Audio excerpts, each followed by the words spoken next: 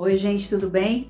Eu sou a Verônica, eu faço parte do Projeto 242 desde 2009 e nesses 10 anos eu tenho acompanhado como a igreja tem sido verdadeira, né, na sua missão de cuidar das pessoas, de atender pessoas, de dividir com pessoas o pão e a palavra, né? Eu gosto muito de fazer parte de uma igreja ativa, onde não temos somente cultos aos domingos, no domingo e de segunda a sábado fecham-se as portas. Não, uma igreja ativa com muitos projetos sociais, missionais, de ajuda ao necessitado, e também é um projeto que cuida dos seus membros, né? Eu estou vendo isso claramente também nesse tempo de pandemia, onde a liderança da igreja tem feito de tudo, né, para manter os seus membros ligados como corpo de Cristo, né, já que não podemos estar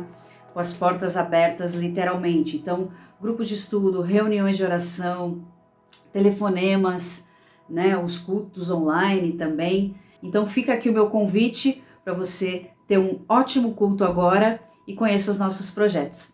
Até breve!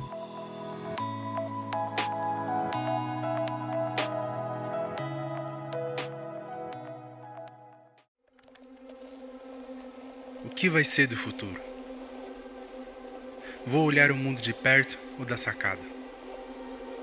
Como vai ser o mundo amanhã? A gente tenta continuar vivendo como se nada tivesse acontecido,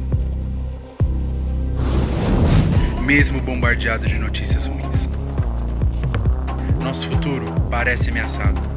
Nossa esperança está ameaçada.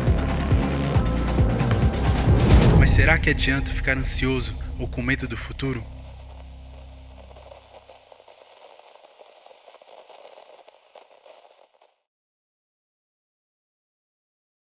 Bom dia, pessoal.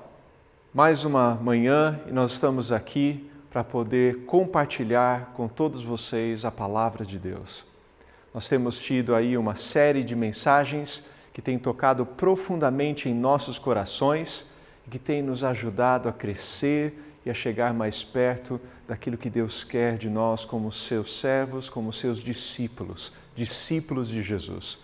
Eu quero convidar você a permanecer conosco até o fim dessa mensagem e, mais importante, ouvir e praticar. Nós precisamos colocar em prática sempre aquilo que nós temos aprendido com a palavra de Deus, que é tão importante e atual para nossas vidas nos dias de hoje. Deus te abençoe e continue aí com a gente.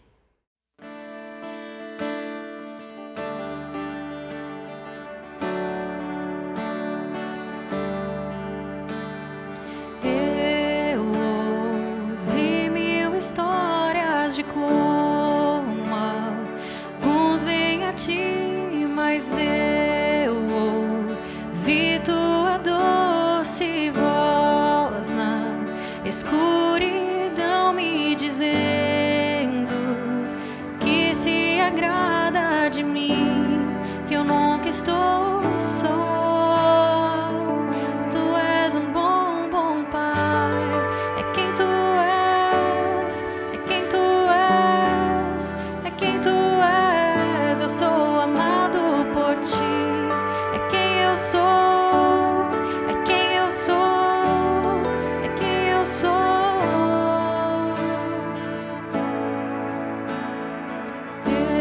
Eu sei, muitos procuram respostas em todo lugar, mas eu sei, nós procuramos respostas, só tu podes dar e tu sabes tudo o que eu preciso antes de eu falar. Tu és um bom pai, é quem tu és, é quem tu és, é quem tu és. Eu sou amado por ti, é quem eu sou, é quem eu sou, é quem eu sou. És perfeito em tudo que faz, és perfeito em tudo que faz.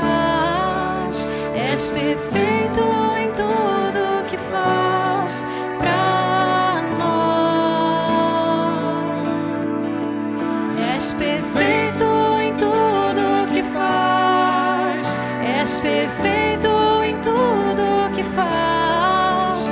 És perfeito em tudo que faz pra nós.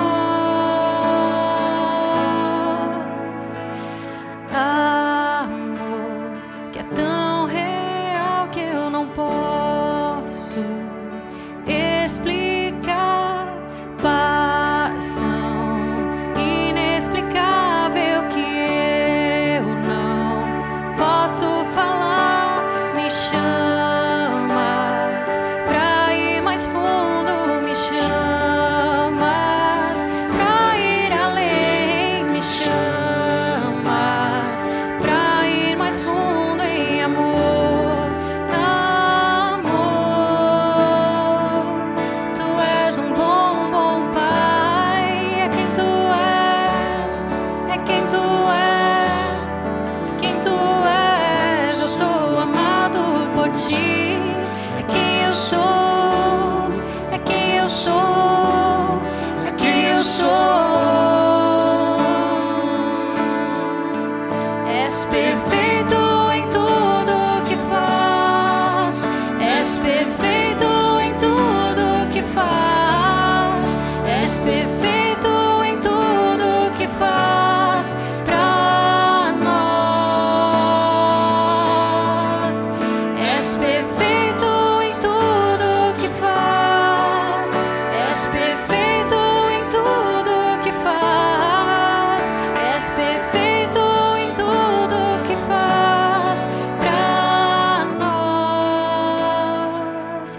Tu és um bom, bom Pai, é quem tu és, é quem tu és, é quem tu és. Eu sou amado por ti, é quem eu sou, é quem eu sou, é quem eu sou. Tu és um bom, bom Pai.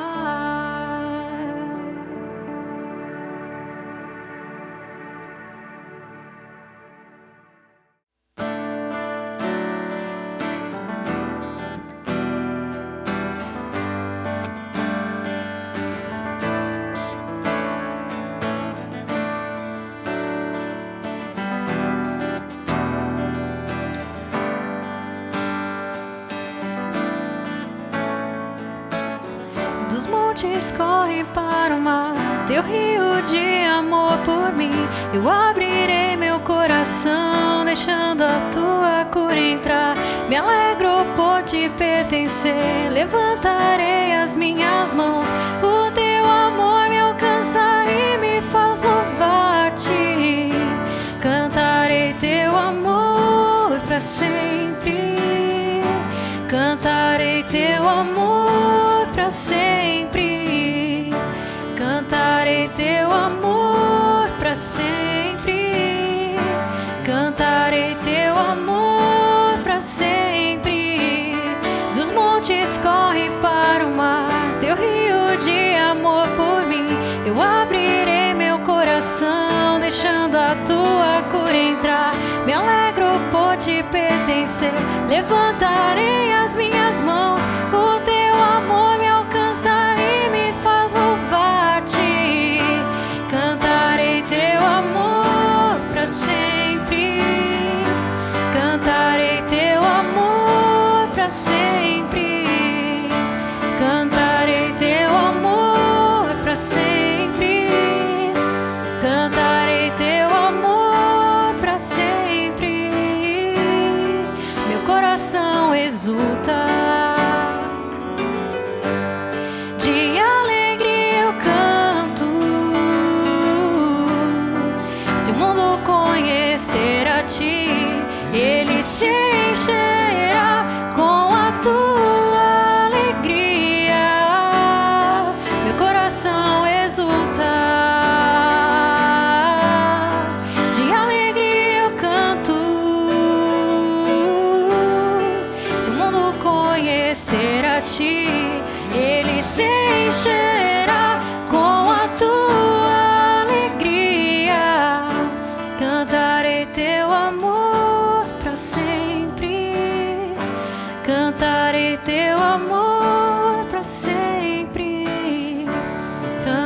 Cantarei teu amor para sempre. Cantarei teu amor para sempre.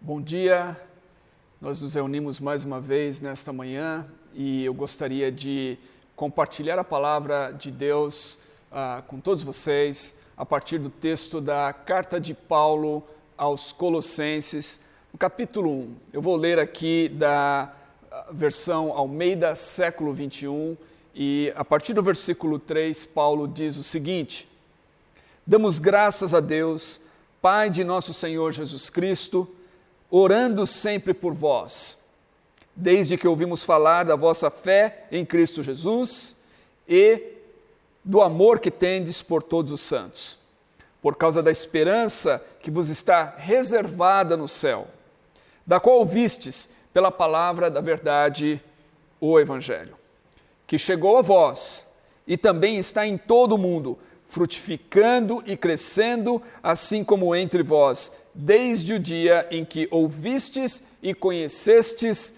a graça de Deus na verdade.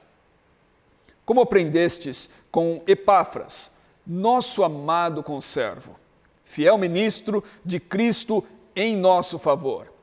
Ele também nos contou do amor que tendes no Espírito. Tem duas histórias, dentre tantas histórias que me inspiram, que marcaram a minha vida, tem duas delas que eu gostaria de mencionar nessa manhã. A primeira, eu acredito que tenha ouvido e, na verdade, eu assisti o filme ainda na minha infância. E trata-se da história de Espartacus. Os historiadores confirmam a sua existência, muito embora os dados sobre a sua vida não são muitos, não se pode dizer muito acerca dele. Então, a história de Espartacus, como nós conhecemos e como eu conheci através do filme de 1960, com Kirk Douglas como ator principal, não necessariamente é a história da vida do homem Espartacus, desse escravo. Mas sabe-se que ele existiu entre os anos 111 e 71 antes de Cristo, e que ele liderou aquilo que foi conhecido como a Terceira Guerra Servil, ou a Guerra dos Escravos, uma revolta que no seu auge envolveu mais de 40 mil escravos, insurgindo-se contra o poder de Roma. A história termina, evidentemente, com Roma vencendo. Os escravos foram derrotados e foi o general Crasso quem venceu essa batalha, e que, para demonstrar sua força e o seu poder, assim como Roma costumava fazer, ele mandou crucificar 6.000 escravos ao longo da Via Ápia, uma das principais vias que levavam até Roma. E essa era a forma, na verdade, de Roma mostrar que não havia nenhuma esperança para aqueles que tentavam insurgir-se contra o seu poderio. Então, essa história ficou comigo. Eu tenho o filme e, vez por outra, eu assisto esse filme com Kirk Douglas, e é uma história inspiradora sobre esse anseio por liberdade que esses escravos tinham e a tentativa que eles fizeram de adquirir, de alcançar essa liberdade naquele período no Império Romano. Uma segunda história também tem a ver com Roma, tem a ver com o Império Romano, e essa eu ouvi um pouquinho mais tarde. Eu estava no seminário e eu me lembro exatamente quando foi que eu ouvi essa história, numa aula de Novo Testamento, e o professor começou a contar-nos a história. Ele fez menção a partir dos escritos do historiador Flávio Joséfo, e diz respeito à Primeira Guerra Judaica, que aconteceu entre os anos 66 e 73 da era cristã. Um grupo de judeus decidiu se rebelar, ou se revoltar contra Roma, por isso ela é também conhecida como a Grande Revolta Judaica. Eles se revoltaram contra o poderio de Roma e eles por algum momento pensaram que poderiam vencer e se livrar então das forças do Império Romano. Essa história também não terminou bem.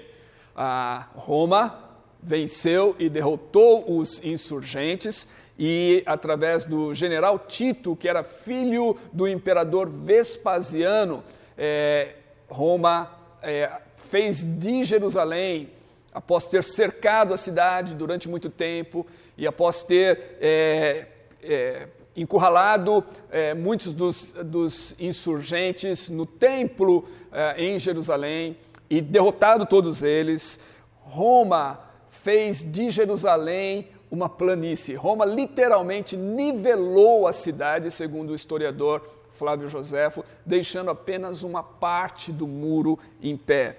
E então, no seu livro História dos Hebreus, Flávio Joséfo diz um pouquinho do que aconteceu e do resultado dessa vitória romana sobre a cidade de Jerusalém nessa revolta. Diz assim que foram feitos prisioneiros durante essa guerra 97 mil homens, e o assédio de Jerusalém, o cerco de Jerusalém, custou a vida de 1.100.000 homens, dos quais a maior parte, embora judeus de nascimento, não eram nascidos na Judéia, mas lá se encontravam de todas as províncias para festejar a Páscoa e haviam ficado presos na cidade por causa da guerra. Então, muita gente pereceu nessa guerra, liderado justamente pela força do imperador Vespasiano e do seu filho general Tito, que literalmente esmagaram os judeus.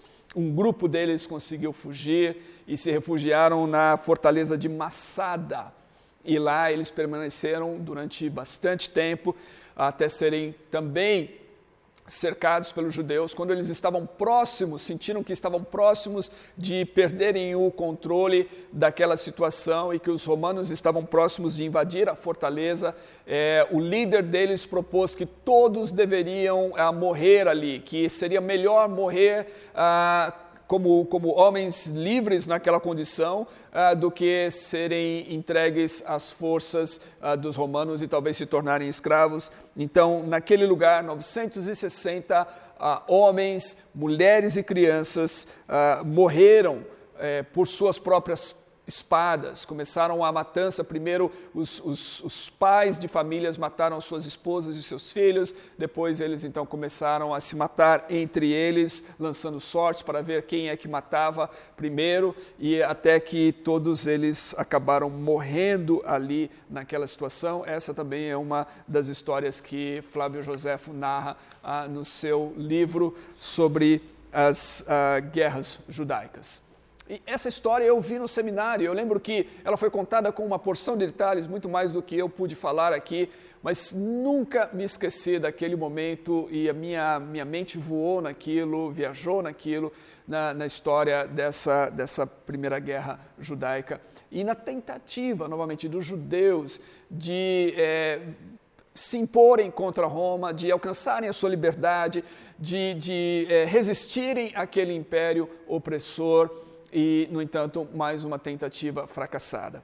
Evidentemente, essas não foram as únicas tentativas de insurreição contra o poderio de Roma.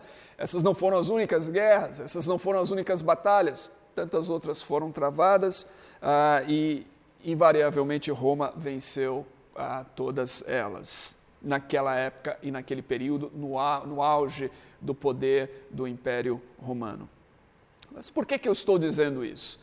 Porque quando nós lemos o Novo Testamento, quando nós lemos as cartas de Paulo, ou de Pedro, ou de João, quando nós lemos os evangelhos, nós nos deparamos com esse mundo, exatamente esse mundo. Quando nós pensamos nessa primeira guerra judaica, alguns dos apóstolos ainda estavam vivos. João certamente estava vivo durante esse período.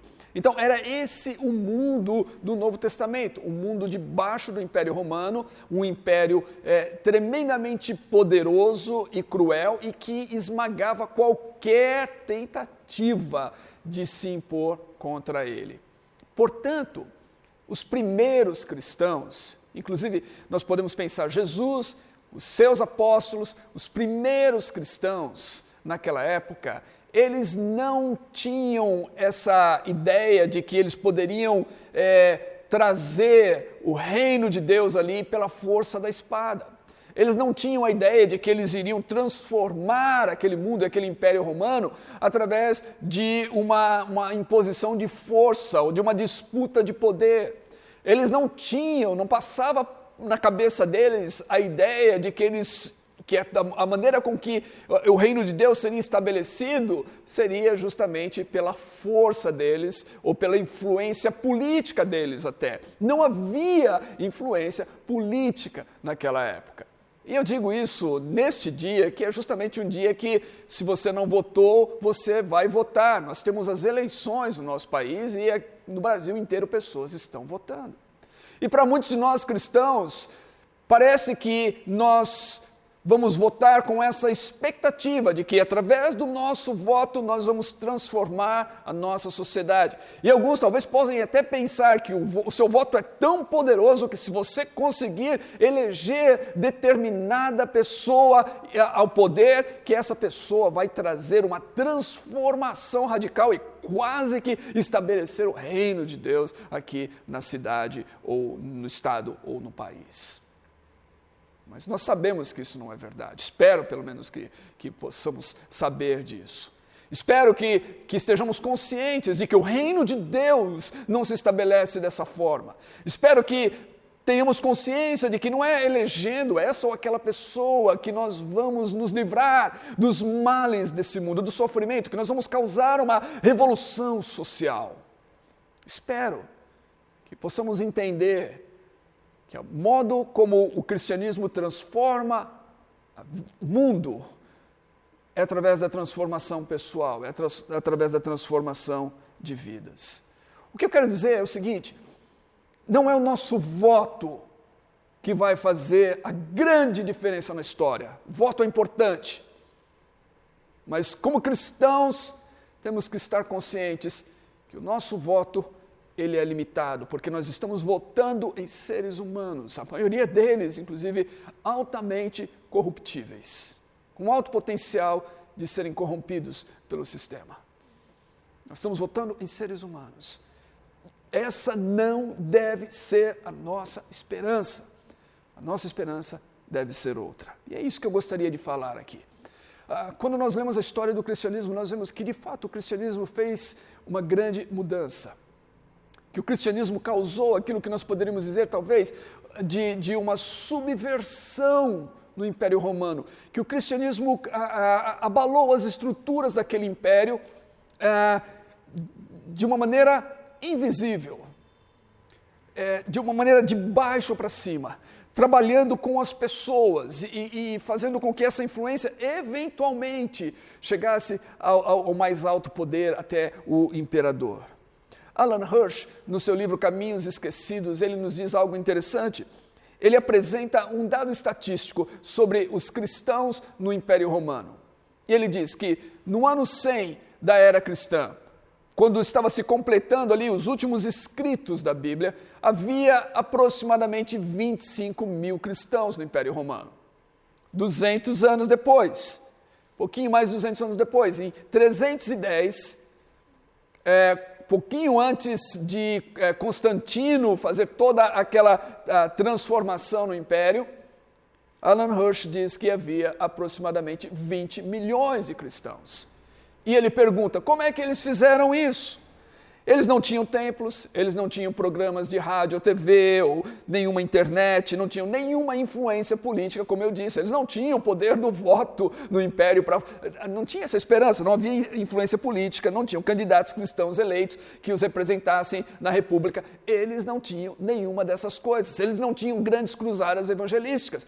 Eles sequer tinham a Bíblia como nós conhecemos. Como é que eles cresceram tanto? No meio da perseguição, na melhor das hipóteses, o Império os tolerava, mas na maior parte dos casos o Império os oprimia e os encurralava e muitas vezes os perseguia de maneiras cruéis. Como eles cresceram tanto? Pergunta Alan Hirsch. Como eles fizeram isso? A resposta é, eles fizeram isso através dessa influência invisível, ou dessa revolução invisível, nós podemos chamar assim. Uma revolução que começa no coração. Isso me faz lembrar de quando Jesus fala do reino de Deus em Mateus 13, nas diversas parábolas acerca do reino, Jesus transmite um aspecto dessa invisibilidade da ação do reino. Ela começa de forma invisível e de repente ela surpreende a todos. O reino que começa como um fermento na massa e que de repente influencia toda a massa. O reino que é como uma semente, que de repente você tem uma grande árvore que vem através dela. O reino de Deus, que se propaga dessa forma, invisível, mas que de repente você sente a sua presença e a sua influência. Jesus disse que o reino era assim, e foi exatamente dessa forma que os primeiros cristãos causaram uma grande transformação no Império Romano. Até hoje, historiadores, quando estudam esse período da história e do Império, atestam a influência dos cristãos, como foi definitiva e marcante no Império Romano. Dentre eles, a gente pode citar Rodney Stark, no seu livro O Crescimento do Cristianismo. E alguns outros têm falado sobre isso. Um livro recente que tem causado bastante impacto é por um escritor chamado Tom Holland, Domínio, onde ele fala a partir lá do seu nascedouro, como que o cristianismo causou e tem causado uma grande influência no mundo. Então, essa influência, no entanto, não tem sido nunca uma influência por parte dos cristãos através de um poder político. O cristianismo sempre foi mais forte e mais influente e mais relevante na sociedade quando ele não esteve envolvido com questões políticas. Pense nisso. Eu vou repetir, o cristianismo sempre foi mais forte, mais influente e mais relevante na sociedade quando ele não esteve envolvido com questões políticas.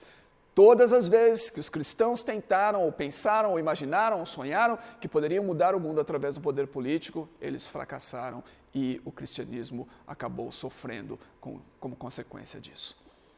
Então, quando eu leio esse texto aqui de Paulo aos Colossenses, eu encontro aqui algo que eu gostaria de propor para você, como aquilo que deve ser o cerne da nossa fé.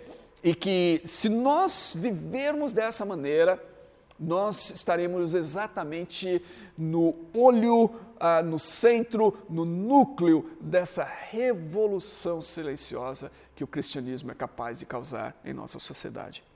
O que seria isso? Qual é esse segredo? Não é segredo algum.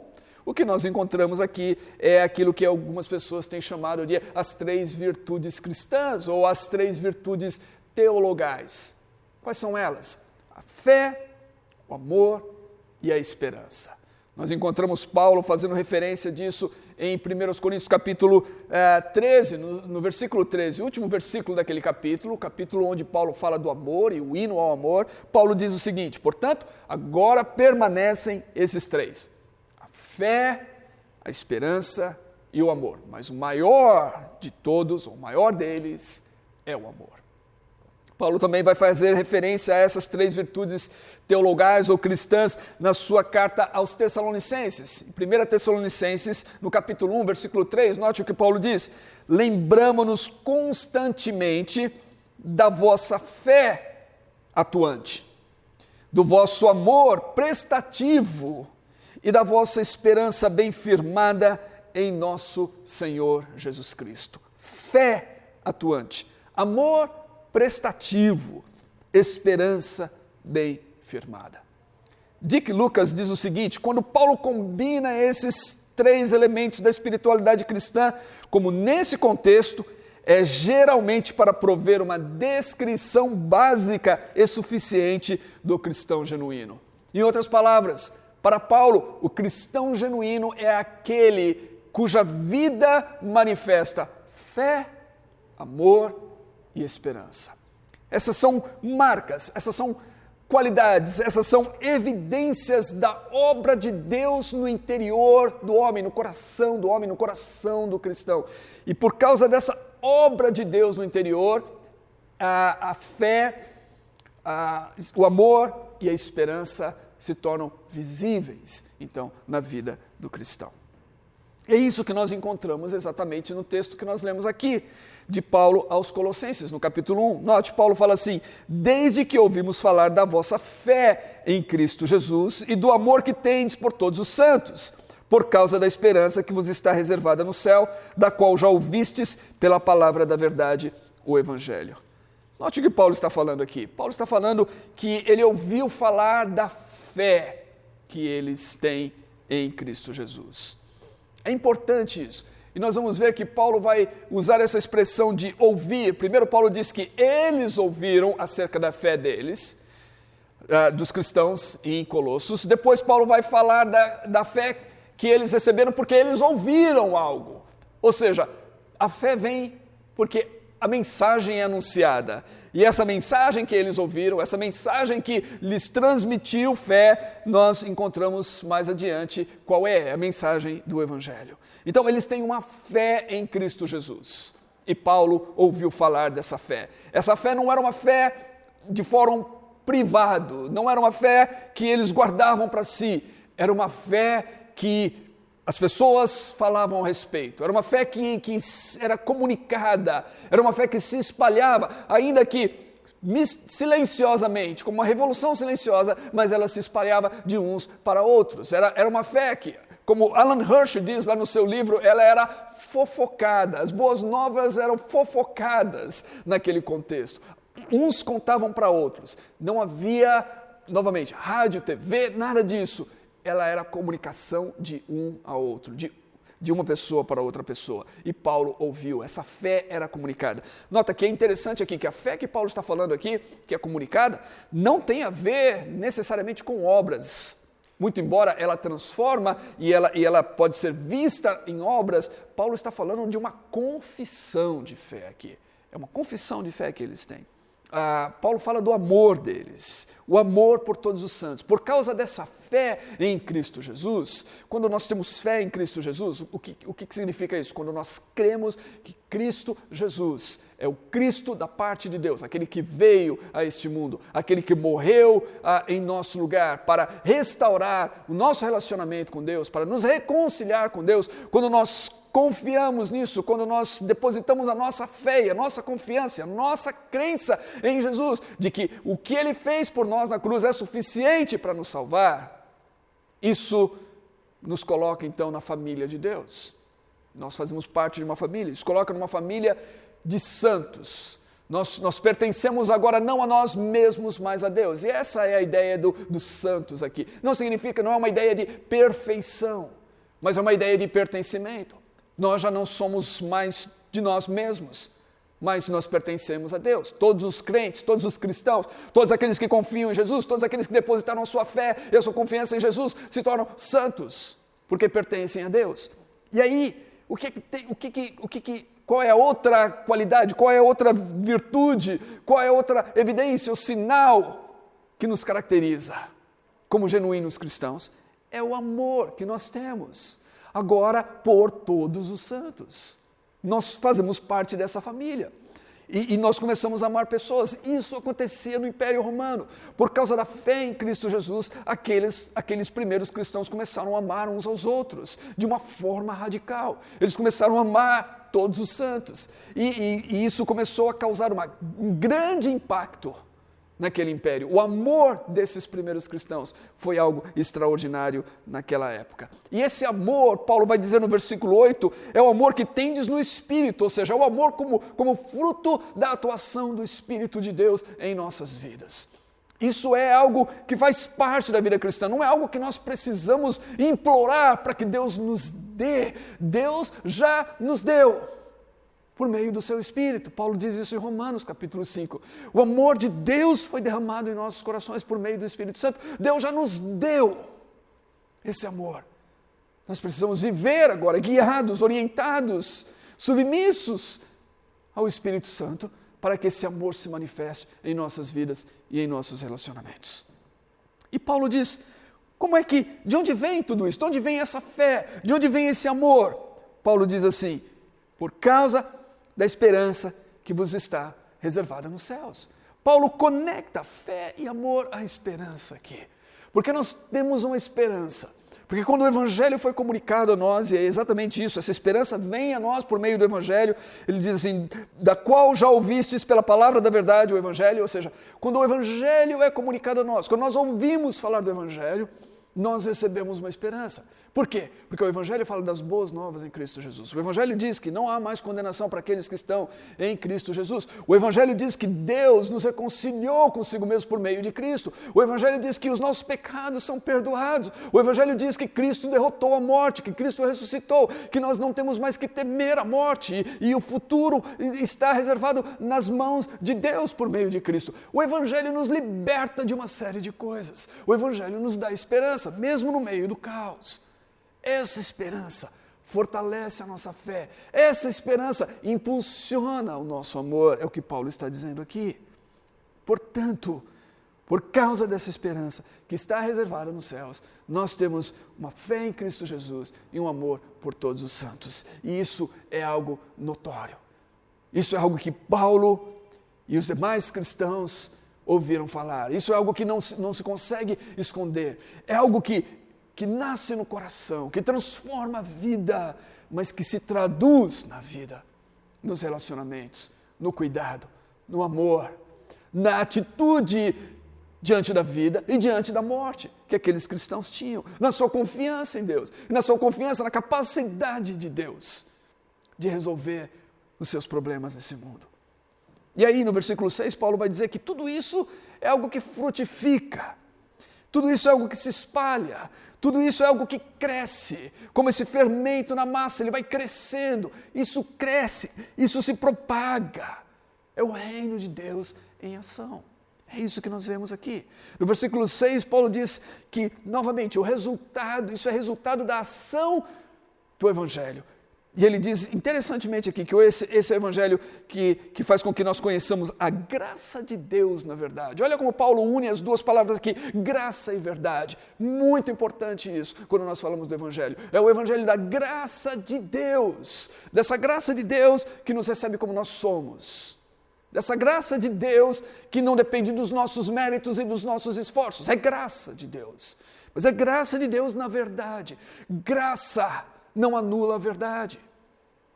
Graça e verdade andam juntas no Evangelho. João diz que nós vimos a glória de Deus em Cristo Jesus, quando Ele se encarnou, quando Ele andou entre nós. Nós vimos a glória de Deus nele. Como? Cheio de graça e de verdade. Jesus é a encarnação do Evangelho, da graça de Deus e da verdade. Nós precisamos, na verdade, manter as duas coisas diante de nós. Isso transforma a nossa vida. E isso, quando transforma a nossa vida, não é algo que fica apenas conosco, isso é algo que se propaga, que se espalha, que produz frutos e que cresce. Agora, qual é o nosso grande problema nesse tempo e na nossa época? Tom Holland, no livro que eu mencionei há pouco, Domínio, ele diz o seguinte: alguns dizem fazer a obra do Evangelho é trabalhar pela justiça e paz no mundo. Você possivelmente já ouviu isso, que Tom Holland está falando aqui. As pessoas dizem hoje em dia que fazer a obra do Evangelho é você trabalhar pela paz, é você trabalhar pela justiça no mundo, é você fazer alguma coisa nesse mundo em prol da justiça, da transformação social no mundo. Olha o que Tom Holland diz. Ele não é cristão, mas preste atenção no que ele diz. Mas a missão principal de Jesus na terra não era mudar a ordem social, mas nos salvar do pecado. Isso cria um povo que, em qualquer lugar em que resida, terá uma influência transformadora sobre a bondade e a justiça da ordem política e social. Nota o que ele está dizendo aqui. Ele está colocando exatamente a ordem das coisas na forma correta. Não é transformar o mundo, não é transformar a ordem social, não é trabalhar pela justiça e paz do mundo, é trabalhar para que as pessoas sejam transformadas pela pessoa de Jesus Cristo em suas vidas. É para trabalhar para que as pessoas tenham essa fé em Jesus Cristo, que faça com que elas possam se ver pertencentes a uma família de Deus, uma família de santos, que mude as suas vidas e que promova nelas, por meio do Espírito Santo, um amor genuíno para com os seus irmãos e para com todos os santos, por causa de uma esperança renovada, de uma esperança daquilo que está reservado para elas no mundo vindouro. Isso muda a vida, E por causa dessa mudança, Tom Holland diz, quando as pessoas, quando um povo, em qualquer lugar que resida, quando ele tem essa influência transformadora em sua vida, isso vai fazer com que a própria ordem política e social também sejam afetadas. J.I. Packer diz algo semelhante. Ele fala assim, o Evangelho nos traz soluções para esses problemas sociais, mas o faz primeiro resolvendo o mais profundo de todos os problemas humanos, o problema do relacionamento do homem com o seu Criador. E, a menos que deixemos claro que a solução para esses problemas anteriores, ou seja, os sociais, depende da resolução desse último, o problema do relacionamento do homem com o seu Criador, estamos deturpando a mensagem e nos tornando falsas testemunhas de Deus. Meus irmãos e irmãs, nesse dia e nesse momento, quando muitos de nós colocamos as nossas esperanças talvez no lugar errado, e quando muitos de nós tendemos a brigar e discutir e até romper relacionamentos por causa de ideologias políticas, partidos políticos ou candidatos políticos, eu quero clamar a sua atenção para esse fato. A esperança do cristão não é esta. A esperança do cristão é o Evangelho. É o Evangelho de Jesus Cristo que muda a nossa vida e que através da mudança em nossa vida, como um fermento na sociedade, causa uma revolução invisível. À medida em que nós, em primeiro lugar, nos submetemos a Ele, nos submetemos à direção do Espírito Santo e vivemos a sua influência. E permitimos que Deus então trabalhe em nós e por meio de nós para alcançar novas pessoas e novas vidas com este mesmo Evangelho que nos alcançou. Isso tem um poder transformador de fato. Nada mais vai transformar o mundo, nada mais vai transformar a sociedade. Quando nós vivemos dessa maneira, o que é que nós estamos analisando? O reino de Deus. E o reino de Deus não é algo que nós construímos pela força da nossa influência política, dos nossos votos, das nossas ações e do nosso poder. O reino de Deus é algo que nós recebemos. Nós não construímos, nós recebemos. Ele vem a nós.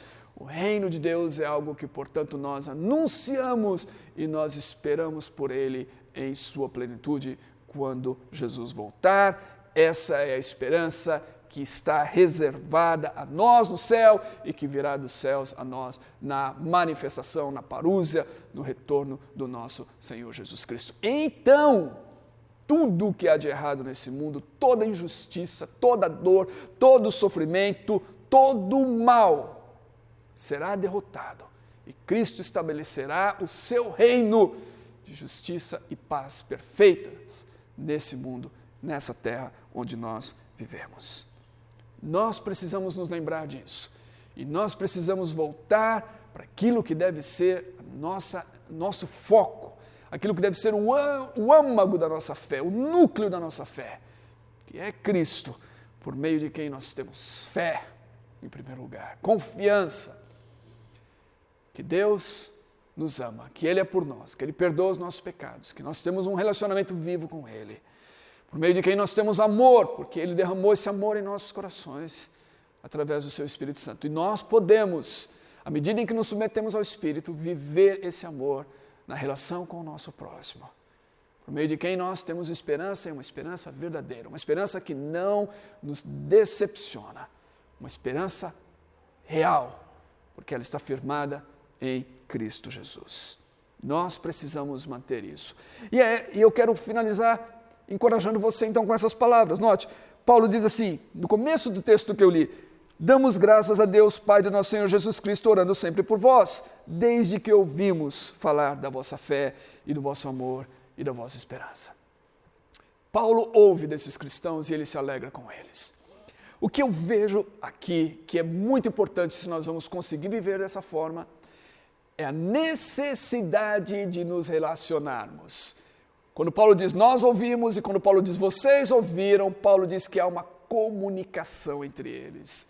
Por isso, irmãos, nós que já estamos no 8º mês de uma pandemia e que não temos a oportunidade de nos reunirmos ainda juntos presencialmente, precisamos perseverar e fazer todo o esforço possível para estarmos comunicando uns com os outros, para estarmos recebendo encorajamento mútuo, para estarmos ouvindo e falando uns aos outros, a fim de que nós possamos nos alegrar e nos encorajar e manter acesa e viva essa chama da esperança, do amor e da fé que temos em Cristo Jesus.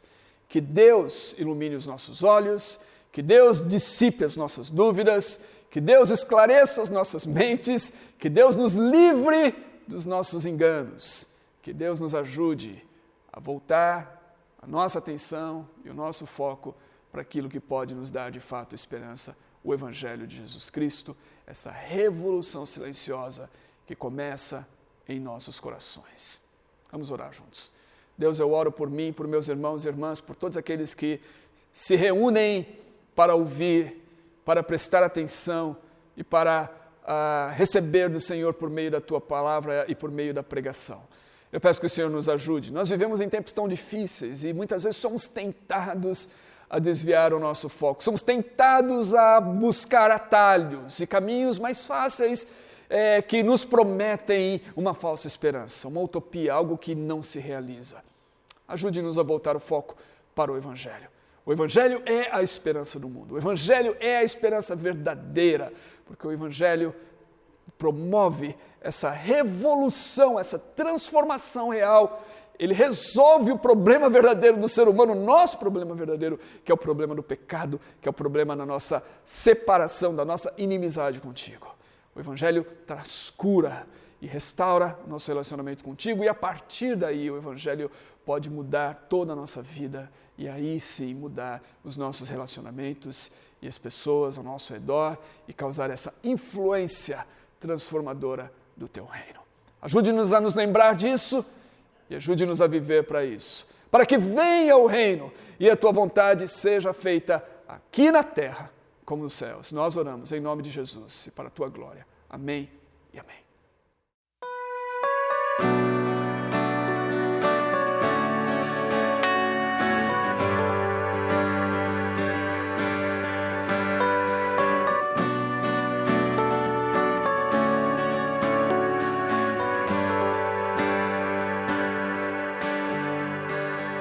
Sobre a esperança, sobre o medo, Deus está sobre tudo.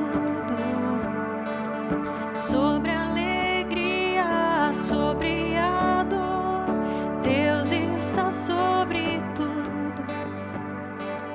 Sobre a alegria, sobre o medo, Deus está sobre tudo. Sobre a alegria, sobre a dor, Deus está sobre tudo. Grande poder, exaltado nas alturas, Deus reinará para sempre glorificado. És Deus sobre tudo, Deus sobre tudo, Deus sobre tudo. Sobre a terra, sobre o céu, Deus está sobre tudo. Sobre a luz, sobre as trevas, Deus está sobre tudo. Sobre a terra, sobre o céu, Deus está sobre tudo.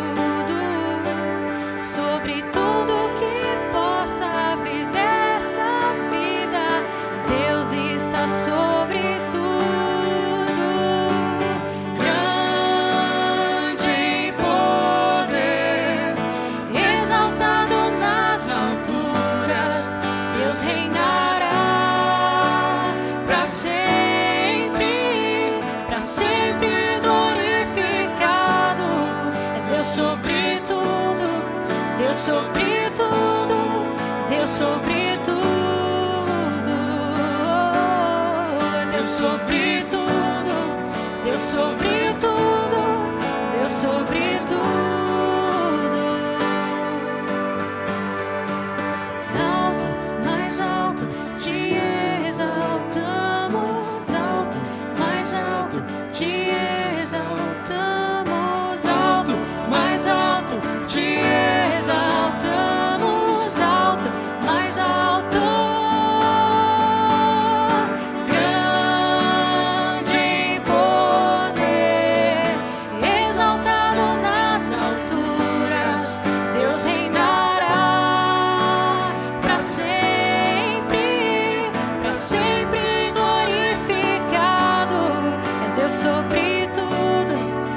sobre tudo, Deus sobre tudo, Deus sobre tudo, Deus sobre tudo, Deus sobre tudo. Alto, mais alto, te exaltamos, alto, mais alto, te exaltamos, alto, mais alto, te exaltamos, alto, mais alto.